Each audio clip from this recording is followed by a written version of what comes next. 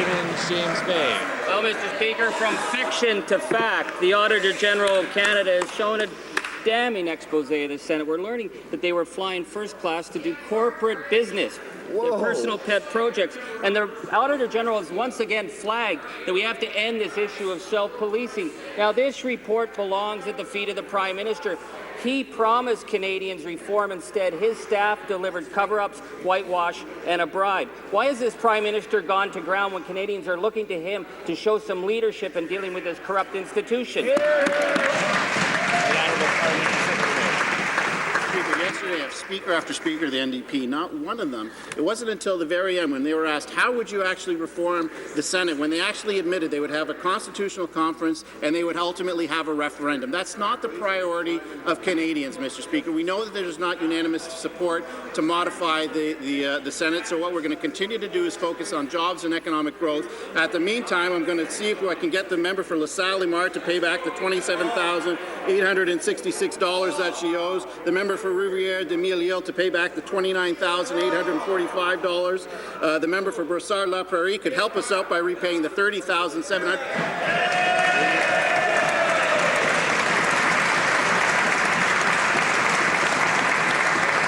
The honourable member for Timmins, James Bay. They really have lost their way. They hide behind that poisonous sideshow, which is really just to run cover for their insider friends. What happened to the Conservative Party? You know, it's his appointed senators who are defying Canadians, hard-working Canadians who pay their way and play by the rules. The senators saying they're not going to listen to the audit. They'll look at the findings. I'm sorry, the AG report isn't an opinion. This is a forensic audit. Why is this government standing in solidarity with the corruption in the Senate rather than standing with the Canadian taxpayers?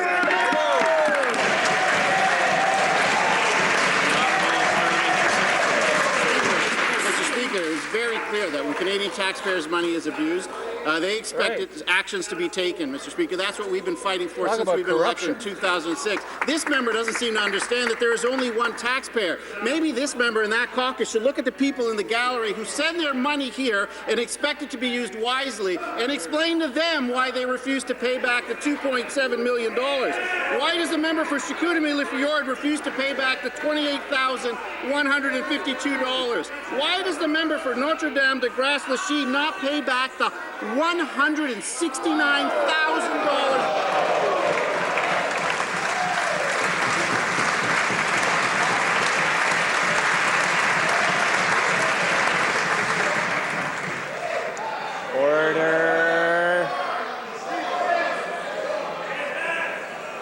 Order. The honourable member for Timmins, James Bay.